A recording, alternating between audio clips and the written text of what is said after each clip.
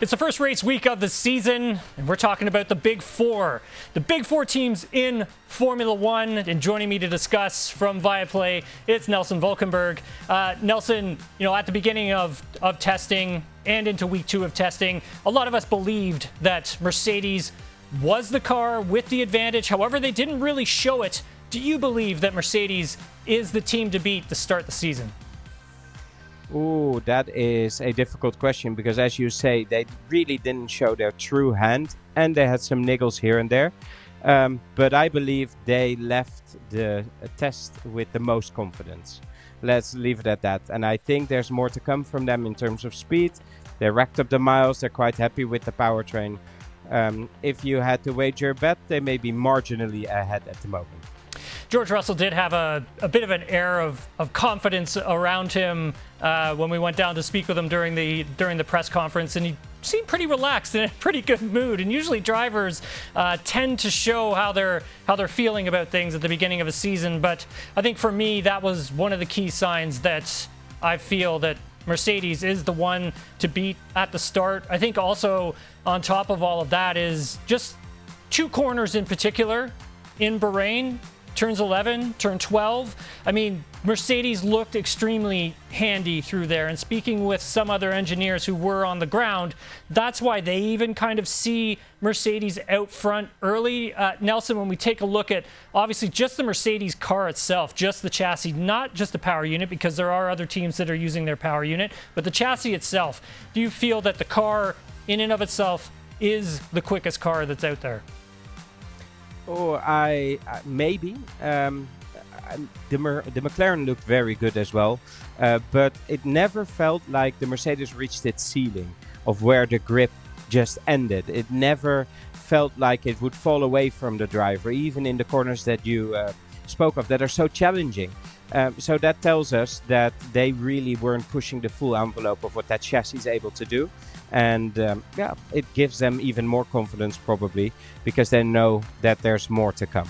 But Bahrain is super specific, and that's the fun part of this first half of the season. There are so many different tracks.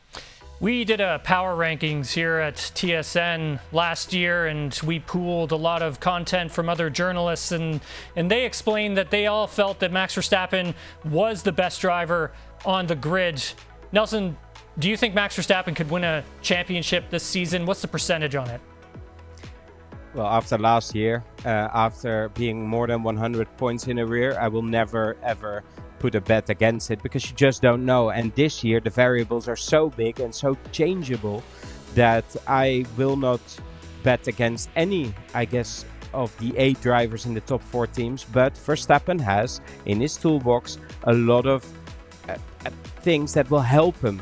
His sim racing, his adaptability, his tenacity, and the fact that the team at Red Bull have built a good car and a good engine. So, yes, he is definitely in with a shout. I was speaking with Laurent Mekies, and he does believe that there will be some struggles for this team to start the season.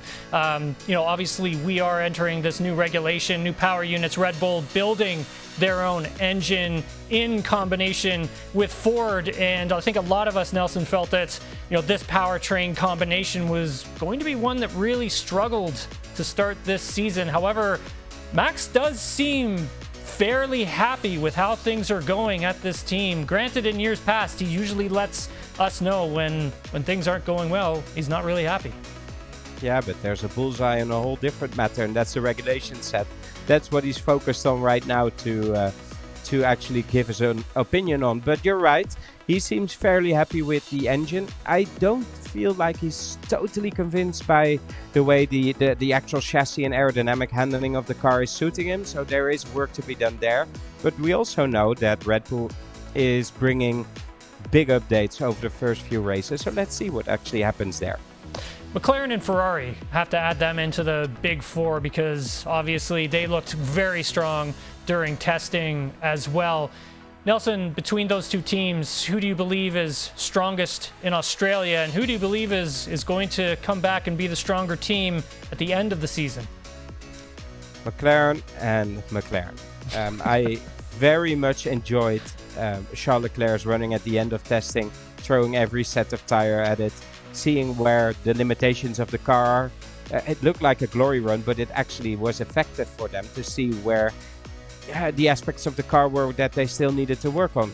However, we know the McLaren-Mercedes combination ran a little low on power, very conservative. That will be bumped up to factory spec for Melbourne, and I just have a lot of confidence in Rob Marshall and the entire technical team there to get the utmost out of these regulations. And still, that car looked a dream.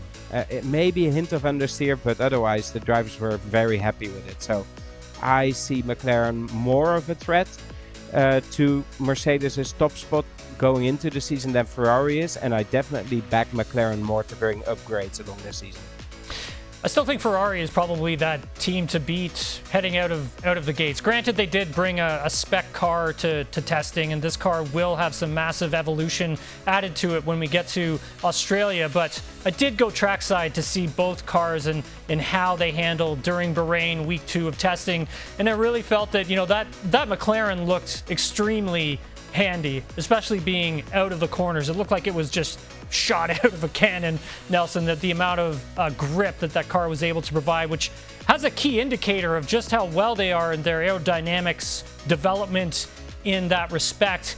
But I still do see Ferrari having that advantage off the top, and McLaren sort of coming from behind and being maybe one of those teams to beat later on this season. It's going to be a great season regardless. There's going to be a ton of development on all these cars, and you could see at one point maybe Mercedes has the lead out in front, but there could be another team that comes from behind, outdevelops them, and then takes the lead later on within this season. So it's going to be an exciting one. Nelson Valkenburg, thank you so much for taking the time to do this with us. We really appreciate it.